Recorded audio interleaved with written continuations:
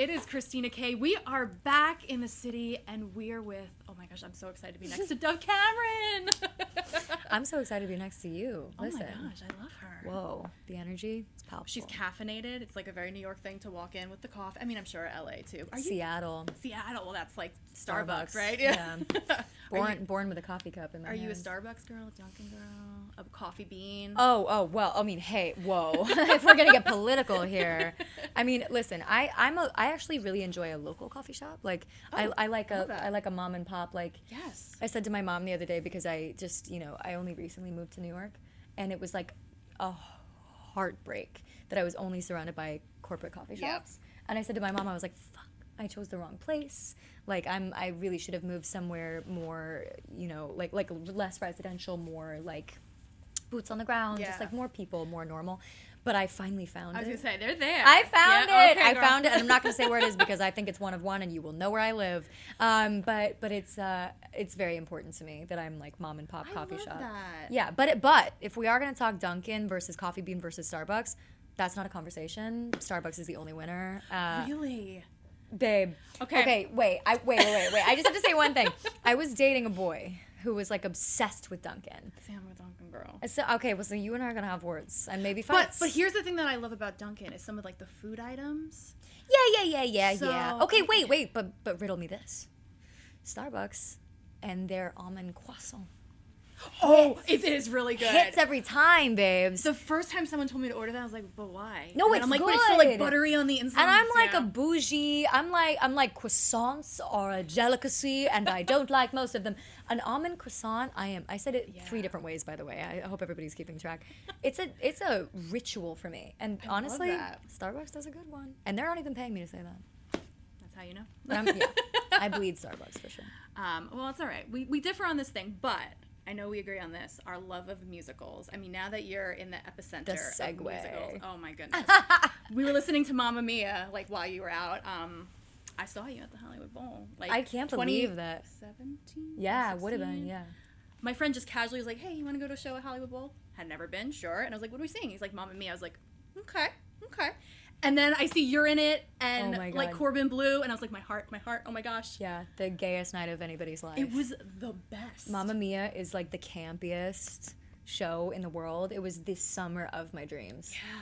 Also, just like the experience of being like, I think I made a request early on. I was like, I feel like Sophie is like a barefoot gal. And they were like, I totally see that. They were like, that's a safety concern. I was like, okay, what if I am barefoot for just one song? And they were like, okay, you can have one song where you're barefoot. Because I was like, Grease. And so it was it's one of those like career moments for me where I will never forget the feeling of stepping out, because the Hollywood Bowl is huge. It's like, what is it, like it's 17,000 occupancy or something, 20,000.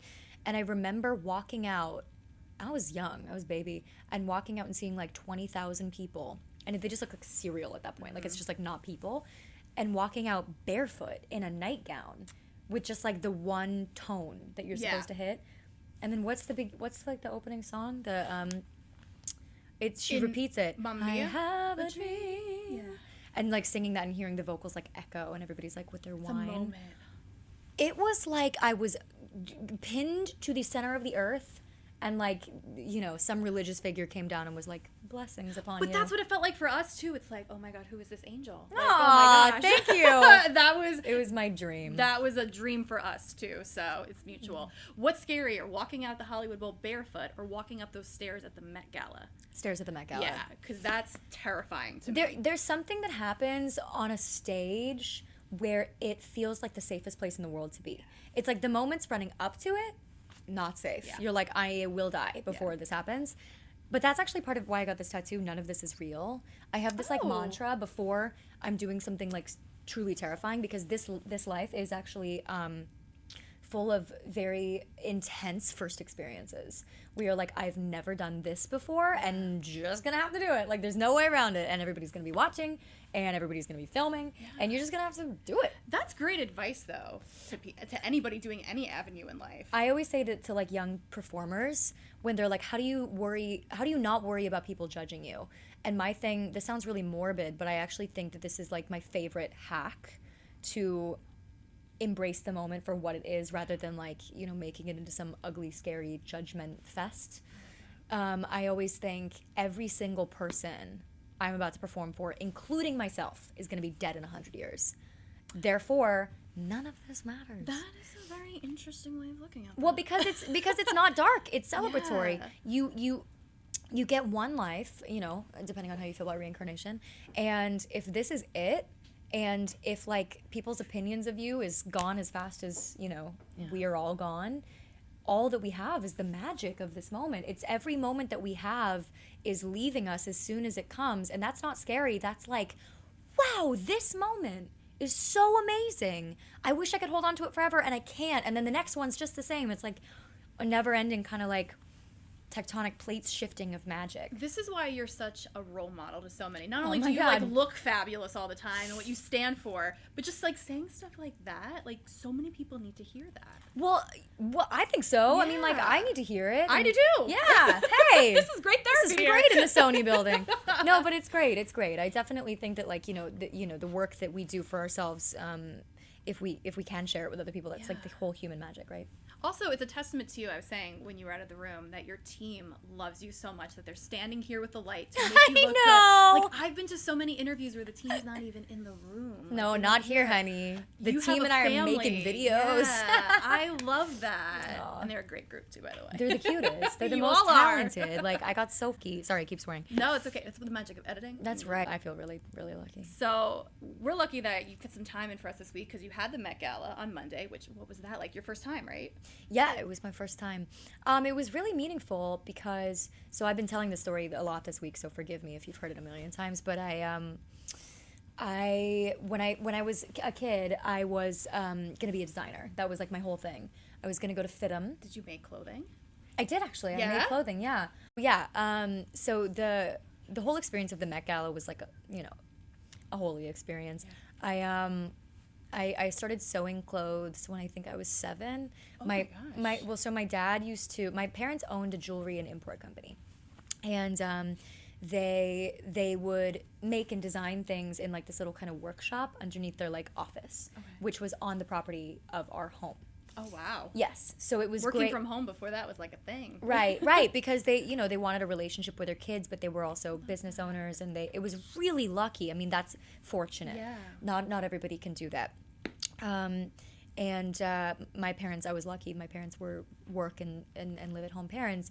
And so my dad would like spray paint stuff to like test it, like just kind of like fuck around with colors and design and like be beating things and whatever.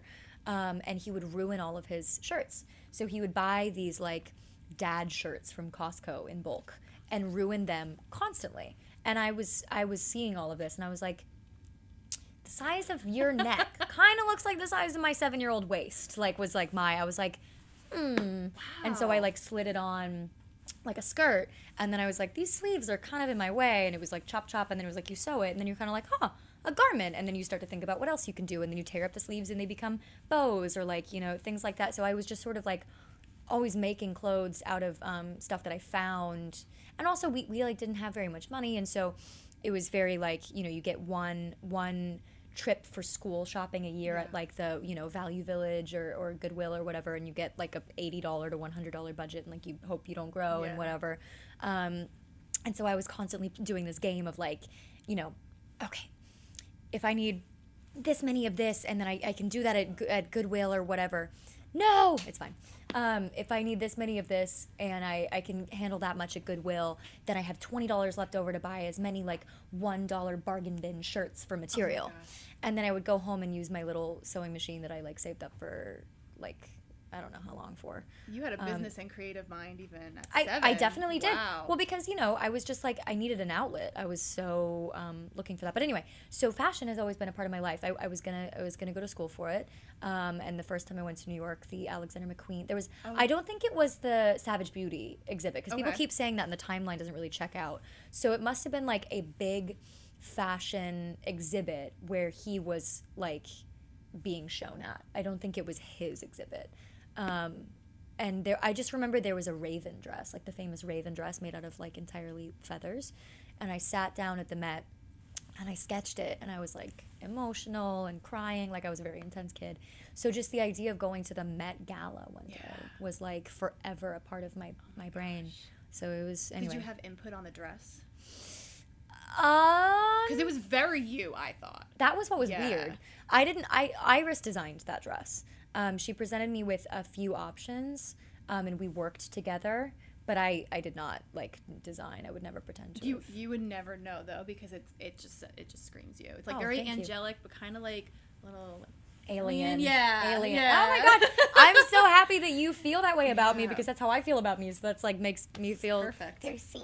You are very seen and very heard, and you're heard now on Walk 97.5, which it's funny because we're a hot AC station, so I never thought maybe we'd be playing your music. And my boss was like, I gotta play you a song. And it started, I was like, are you playing me Dove Cameron right now? Are we playing Boyfriend? It's the sexiest song we've ever played on our station. That makes me happy to hear. Awesome. That There's makes like me very few happy. songs that people can't come in the studio and talk to me during, and Boyfriend is one. Oh, I love hearing that. It's so funny to hear you say it's sexy, because like I don't know, like I don't know if there's like a thing that you do that is like creative, but it's like if you make something and then you're like, here's my thing. Like I feel like I like made a mug at summer camp, and like my mom's like, it's amazing, and the world is like, it's brilliant. Like I'm like, really? My stupid little song? So when you made that song, did you think this is the one that's going to be somewhere and I make didn't an think impact? anyone was ever even gonna hear this song. Really? Never. So World's hearing it. it makes me like feel- streaming it and sharing it and loving it. It makes me feel, I was like gaslighting myself for a long time. I was like, no, that's not happening. For real, for sure that can't be happening. So it's like continuing to be surprising. So that makes me feel very happy to hear you say that. Well, and I just hope that there's more to come. There's a lot more to come. Breakfast? Oh yeah, Breakfast is going to be the next release. It's it's funny. I have a bit of like a what is that? Like a I have like Breakfast, Boyfriends. Oh, alliteration. An alliteration, thank you. I was going to say interpolation music. I have a bit of an alliteration thing going on. I love a good alliteration. So. I know, I'm like, should I just keep it going? Rename all my songs. But I have my new single, Breakfast, is coming very soon. And I'm so excited. I've been teasing a bit of it on TikTok, and I performed it at my headline shows in London. We're sold out shows in London.